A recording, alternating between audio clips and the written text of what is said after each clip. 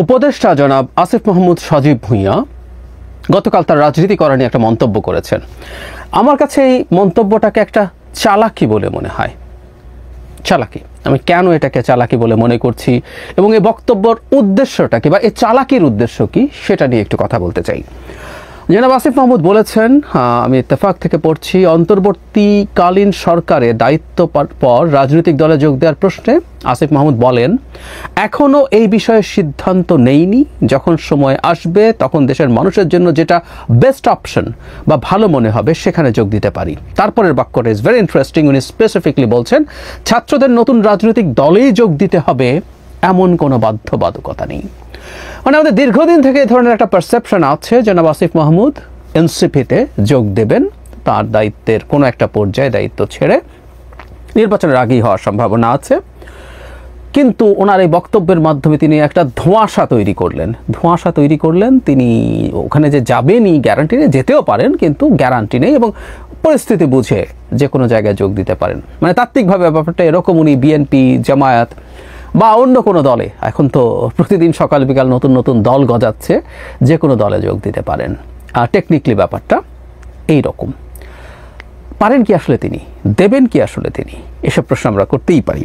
প্রথম কথাটা হচ্ছে, আসিফ মাহমুদকে কোনো, ধরলাম যে ছাত্রদের দলের বাইরে আর কেউ আসিফ মাহমুদকে নেওয়ার ক্ষেত্রে কি যুক্তি থাকতে পারে? আসিফ মাহমুদ কোনো দলে যদি যোগ দেন, তিনি কি অ্যাসেট হবেন নাকি লায়াবিলিটি হবেন? আমার কাছে তার পলিটিক্যাল ক্যাপিটাল আমার কাছে এই মুহূর্তে খুবই নিচু পর্যায়ে আছে বলে মনে করি।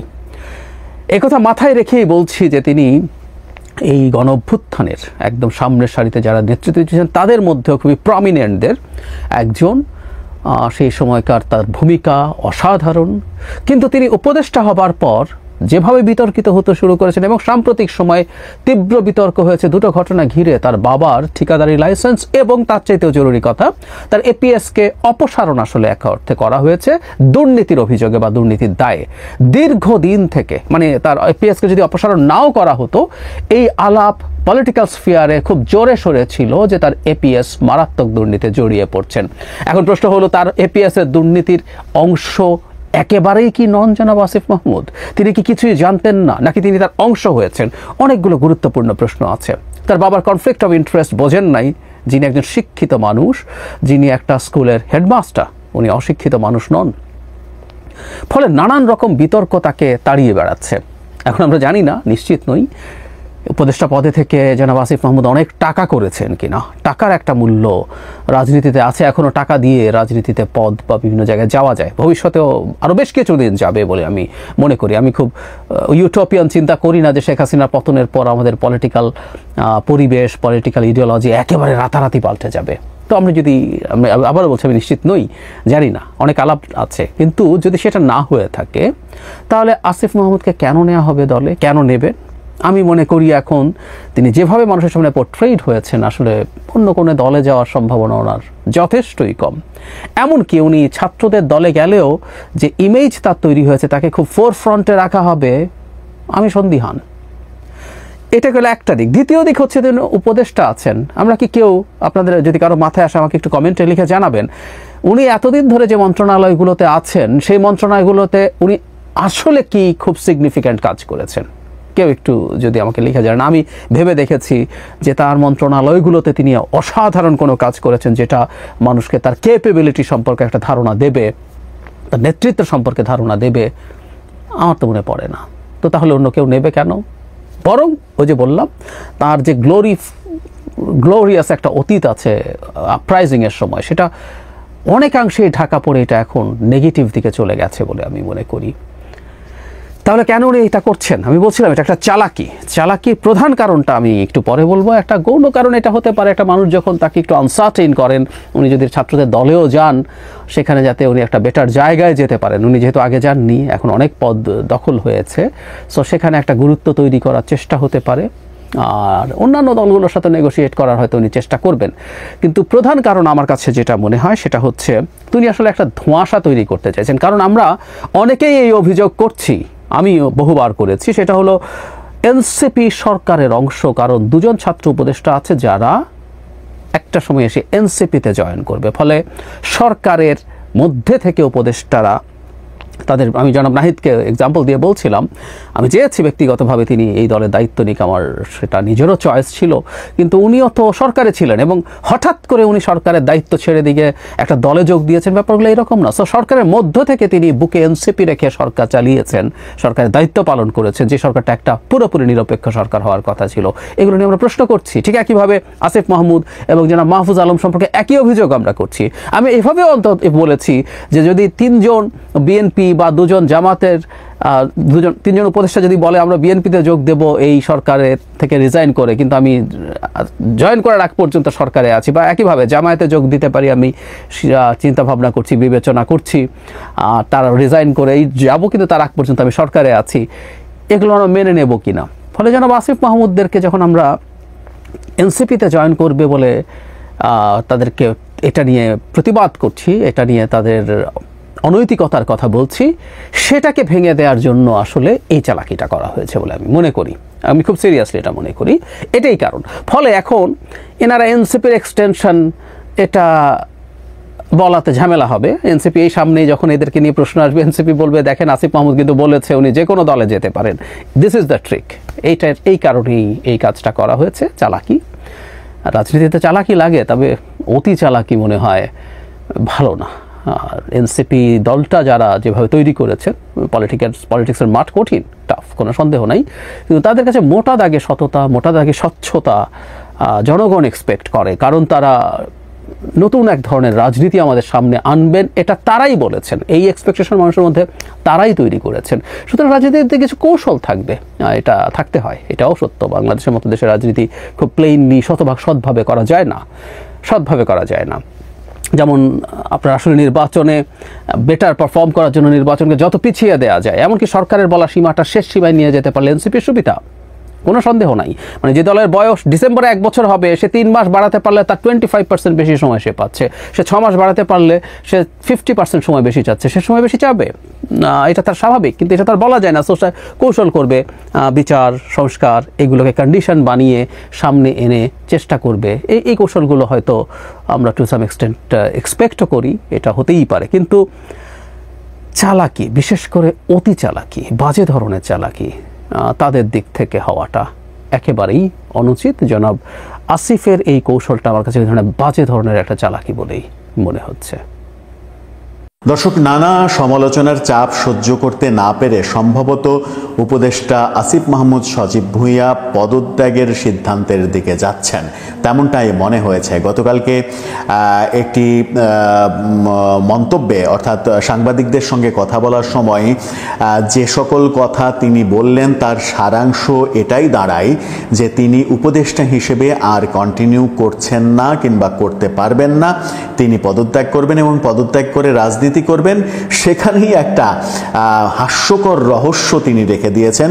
রাজনীতি করবেন ঠিকই, কিন্তু কোন দলে যোগ দেবেন, ছাত্রদের নতুন দলেই যে যোগ দিবেন সেটা তিনি গ্যারেন্টি দিতে পারছেন না। কি হাস্যকর মতামত!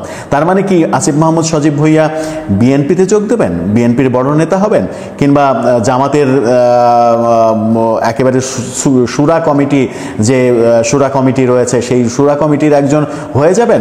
তাদের সিস্টেমে তো এত বড় জায়গা পাওয়ার কোনো কারণ নেই।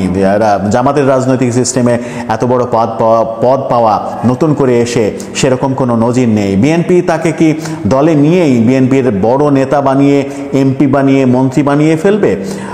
যদি না ফেলে তাহলে তিনি বললেন কেন যে নতুন দলেই যাব, এমন সিদ্ধান্ত নিশ্চিত নয়, কোন দলে যাব এখনো সিদ্ধান্ত নিইনি। আদতে কি বোঝাতে চাইলেন, প্রেক্ষাপটটা কি, সেই নিয়ে আলোচনা করবো এই ভিডিওতে। থাকবেন পলিটিক্স টিভির নিয়মিত। আসিফ মাহমুদ সজীব ভুঁইয়া যত ধরনের সমালোচনার মধ্যে পড়েছেন এবং সর্বশেষ নিজের সম্পদের হিসাব দেওয়ার প্রশ্নের সম্মুখীন হয়েছেন, এবং সেই প্রশ্নের উত্তরে তিনি বলেছেন যে এতদিন তিনি ছাত্র ছিলেন, এতদিন টিন সার্টিফিকেট তার ছিল না, এখন তার টিন সার্টিফিকেট হয়েছে, এখন তিনি সুবিধা মতো সময়ে হিসাব দেবেন। তার মানে হচ্ছে যে এটাও একটা দায়সারা মন্তব্য। ছাত্র থাকা অবস্থায় তিনি তার হিসাবটা দিতে পারতেন যে আমার এই হিসাব, তারপরে যখন দায়িত্ব শেষ করবেন কিংবা প্রতি বছর একটা করে হিসাব দিবেন যে আমার এখন সম্পদের পরিমাণ এত, তাহলে তো বিতর্ক হয় না, এপিএস কাণ্ড নিয়ে তাকে সমালোচনার মধ্যে পড়তে হয় না। এপিএস কাণ্ড যেটা হয়েছে, এপিএস মাত্র 6-7 মাসে 311 কোটি টাকার মালিক হয়েছেন, সুইজারল্যান্ডে বাড়ি করেছেন। আসিফ মাহমুদ সজীব ভুঁইয়ার বিরুদ্ধে সাংবাদিক ইলিয়াস হোসেন সরাসরি অভিযোগ করেছিলেন, পোস্ট দিয়েছিলেন যে ঢাকার দুই সিটি কর্পোরেশনের যে কাউন্সিলরদের জায়গায় প্রশাসক নিয়োগ করবেন এবং তার সাক্ষাৎকার নেওয়া হচ্ছে মহাখালীর একটা জায়গায়। সেই সাক্ষাৎকারে যাদেরকে সিলেক্ট করা হচ্ছে তাদের কাছ থেকে 50 লাখ থেকে 2 কোটি টাকা পর্যন্ত নেয়ার বন্দোবস্ত চলছে, শত কোটি টাকা হাতিয়ে নেয়ার বন্দোবস্ত চলছে, এবং এটা এনসিপির কিছু নেতাকে দিয়ে আসিফ মাহমুদ সজীব ভুঁইয়া করাচ্ছেন। এই অভিযোগ অনেকদিন আগেই কিন্তু ইলিয়াস হোসেন করেছিলেন। এই অভিযোগের খুব একটা সদুত্তর আমরা কিন্তু পাইনি। এরপরে আমরা দেখলাম যে এপিএস কাণ্ডটা ঘটলো। এপিএস কাণ্ডটা ঘটে এপিএস 311 কোটি টাকার মালিক হয়ে গেছেন। এটা নিয়ে ট্রল হচ্ছে সামাজিক যোগাযোগ মাধ্যমে যে 6-7 মাসে যদি 311 কোটি টাকার মালিক হয়, যেটা শেখ হাসিনা বলেছিলেন যে আমার পিয়নও 400 কোটি টাকার মালিক, তাহলে এই 6 মাসে যদি 311 কোটি টাকার মালিক হয়, তাহলে তাকে 16 বছর ক্ষমতায় যদি রাখা যায়, তাহলে সে কত হাজার কোটি টাকার মালিক হবে, এই প্রশ্ন এসেছে। আর এপিএস কি মন্ত্রী কিংবা উপদেষ্টার অগোচরে এই কাজটি করতে পেরেছেন, সেই প্রশ্ন অনেকে করছেন। আর এপিএস এর কাণ্ডে আসিফ মাহমুদ সজীব ভুঁইয়া ফেসে যেতে পারেন, এই আলোচনাও রয়েছে। আসিফ মাহমুদ সজীব ভুঁইয়াকে নিয়ে সব থেকে বড় আলোচনা এখন সেটা হচ্ছে যে ডক্টর ইউনূস সরকারকে বিব্রতকর পরিস্থিতিতে ফেলে দিয়েছেন তিনি। এরপরে আমরা তার বাবার কাণ্ড দেখলাম এবং বাবার কাণ্ডে ব্যাপারগুলো একেবারে সামনে চলে আসলো। তার বাবার এলাকায় যেভাবে চালচলন, যেভাবে তিনি এমপির মতো মন্ত্রীর মতো দল বল নিয়ে হাঁটাচলা করেন, একটা ভিডিও ভাইরাল হয়েছে। সেখানে দেখা যাচ্ছে যে দুই পাশ থেকে কয়েকজন সামনের লোক সরাচ্ছে, সরে যাও, মানে নেতা যাচ্ছে সরে যাও। অথচ তার পিতা একজন হাই স্কুলের প্রধান শিক্ষক। একজন হাই স্কুলের প্রধান শিক্ষকের এলাকায় তো এইভাবে দাপুটে বিচরণ হওয়ার কথা নয়। তার তো কনফ্লিক্ট অফ ইন্টারেস্ট না বোঝার কথা নয়। ছেলে যে মন্ত্রণালয়ের উপদেষ্টা, সেই মন্ত্রণালয়ে আপনি ঠিকাদার হিসেবে লাইসেন্স নেবেন, আর ছেলে বলবে যে বাবা বোঝেনি কনফ্লিক্ট অফ ইন্টারেস্ট। মানে ব্যাপারটা যখন জুলকারনাইন সাহেব ফাঁস করে দিয়েছেন, তখন আর কোনো কুল কিনারা নাই। তখন একটা উল্টাপাল্টা কিছু একটা বুঝিয়ে সেখান থেকে দায়সারাভাবে সরে আসার চেষ্টা। এই ব্যাপারগুলো যখন আলোচনা হচ্ছিল, যখন আসিফ মাহমুদ সজীব ভুঁইয়া প্রচণ্ড সমালোচনার মধ্যে বাস করছিলেন, তখন অনেকটা কনসেন্ট্রেশন সিকার, অ্যাটেনশন সিকারের মতো তিনি যে কাজটা করলেন, সেটা হচ্ছে যে তিনি বাঙালির মগজটা খুব ভালোভাবে চিনে ফেলেছেন। বাঙালির মগজ যে খুব বেশি দিন একটা জিনিস ধরে রাখতে পারে না। আমরা যে ভুলে যাওয়ার জাতি। নতুন একটা ইস্যু পেলে পুরাতন ইস্যুকে, গতকালকের ইস্যু যদি হয় তবুও সেটা ভুলে যায়। আজকের ইস্যু নিয়ে আমরা এত বেশি হইচই করি। সেই অ্যাটেনশন সিকারের মতো করেই তিনি একটা প্রাইভেট ইউনিভার্সিটিতে গেলেন ভর্তি পরীক্ষা দিতে। অনেক বডিগার্ড সাথে নিয়ে ভর্তি পরীক্ষা দিলেন এবং সেটার ছবি তুলে বিভিন্ন জায়গায় প্রচারণা করলেন। তিনি যদি এই ছবি ছড়িয়ে না দিতেন বিভিন্ন কৌশলে, বিভিন্ন জনকে দিয়ে, তাহলে কি কারো এই ছবি পাওয়ার কথা? তিনি ভর্তি পরীক্ষা দিচ্ছেন, ভর্তি পরীক্ষায় হলে তিনি লিখছেন, সেই ছবি কি বাইরে আসার কথা? কোনোভাবেই আসার কথা নয়। তার মানে হচ্ছে যে তিনি খুবই দক্ষ একজন অ্যাটেনশন সিকার। তিনি অ্যাটেনশনটা ডাইভার্ট করতে চেয়েছেন। তাকে কেন্দ্র করে যত সমালোচনা হচ্ছে, যত কথা হচ্ছে, সেই কথাগুলোকে তিনি ভর্তি পরীক্ষায় একজন উপদেষ্টা, সাধারণ ছাত্র হিসেবে সমস্ত নিয়মকানুন মেনে তিনি ভর্তি পরীক্ষা দিচ্ছেন। তিনি ইচ্ছা করলেই কোটাতে সেখানে ভর্তি হতে পারতেন, প্রভাব বিস্তার করে ভর্তি হতে পারতেন। এরকম পজিটিভ প্রচার করে আগের সমালোচনাগুলোকে ভুলিয়ে দেওয়ার চেষ্টা করছেন। সব মিলিয়ে আমার মনে হয় যে আসিফ মাহমুদ সজীব ভুঁইয়া খেই হারিয়ে ফেলেছেন।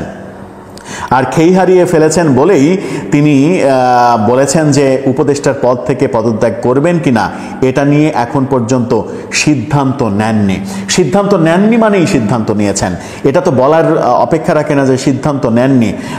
তার উত্তর হওয়ার কথা, সিদ্ধান্ত না নিলে তার উত্তর হওয়ার কথা ছিল যে পদত্যাগের প্রশ্ন আসছে কেন, এই প্রশ্নটা কেন আসছে, এই প্রশ্নটা আসা অবান্তর, এভাবে তিনি উড়িয়ে দিতেন। কিন্তু সেটা উড়িয়ে না দিয়ে তিনি বললেন পদত্যাগের সিদ্ধান্ত এখন পর্যন্ত নেননি, যদি নেন তাহলে সবাইকে জানিয়ে দেবেন, এবং পদত্যাগ করে তিনি রাজনীতি করবেন। রাজনীতি করতে গিয়ে কোন দল করবেন সেই প্রশ্নের উত্তরে বলেছেন যে ছাত্রদের নতুন যে দল সেই দলই যে আমাকে করতে হবে এমন তো ধরাবাঁধা নিয়ম নেই, আমি তো অন্য দলও করতে পারি। রাজনীতি করার জন্য যে দল আমার পছন্দ হবে, যে দলে মনে হবে যে আমি জুৎসই মানানসই, অর্থাৎ যে দলের সুবিধাজনক অবস্থান পাবেন সেই দল করবেন, এমনটা তিনি বলেছেন। এই রহস্যেরই বা কারণ কি? এতদিন থেকে বৈষম্য বিরোধী আন্দোলনে একসাথে থেকে সরকারে থেকে প্রভাব বিস্তার করে এনসিপি গঠনের পেছনে ভূমিকা রেখে এখন এনসিপিতেই জয়েন করবেন নাকি অন্য দলে জয়েন করবেন সেই প্রসঙ্গ কেন সামনে আনলেন? তাহলে কি তিনি তলে তলে লবিং করছেন বিএনপি কিংবা জামাতে যোগ দেওয়ার জন্য, যেন ক্ষমতার মসনদটা পাকাপোক্ত হয়? বিএনপি এবং জামাতে যোগ না দিলে তো এমপি মন্ত্রী হওয়াটা কঠিন হবে, এমপি হওয়াটা অনেক বেশি কঠিন হবে, কারণ এনসিপির রাজনৈতিক যে অবস্থান তাতে জামাত কিংবা বিএনপির সঙ্গে তারা যদি রাজনৈতিক জোট না করে তাহলে অনেকে বলেন যে যারা নির্বাচন করবেন তারা প্রত্যেকেই জামানত হারিয়ে ফেলবেন। সেরকম অবস্থায় সুবিধাজনক একটা সিদ্ধান্ত হতেই পারে বিএনপিতে যোগ দেওয়া কিংবা জামাতে যোগ দেওয়া, এমপি হিসেবে যে কোনো একটা সুবিধাজনক সিটে নির্বাচন করা, জোটের মাধ্যমে নির্বাচন করা এবং সেখান থেকে এমপি হয়ে আসা। তারপরে আসিফ মাহমুদ সজীব ভুঁইয়ার যেহেতু বৈষম্য বিরোধী আন্দোলনে একটা ভূমিকা রয়েছে, ভালো একটা ভূমিকা রয়েছে, সেই ভূমিকাকে কাজে লাগিয়ে মন্ত্রী হয়ে যাওয়া, দাপুটে মন্ত্রী হওয়া, এই ব্যাপারগুলো তার মাথায় কাজ করতেই পারে।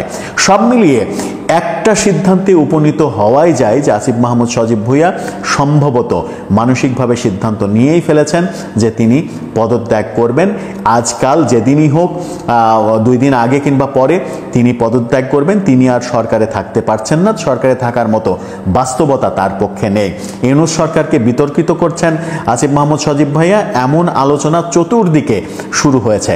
সুতরাং সরকারের যদি ওয়েল উইশার তিনি হন, সরকারকে তিনি যদি বাঁচাতে চান এবং ডক্টর ইউনূসের সম্মান যদি অক্ষুণ্ণ রাখতে চান, তাহলে এই সমালোচনাগুলোর যথাযথ উত্তর তাকে দিতে হবে। আর যথাযথ উত্তর তার কাছে নেই, কারণ তার বাবা যেটা করেছেন সেই উত্তরে আসলে শাক দিয়ে মাছ ঢাকা যাবে না। এপিএস যে কাণ্ডগুলো করেছে সেই উত্তরটা দিয়েও মানুষকে সন্তুষ্ট করা যাবে না।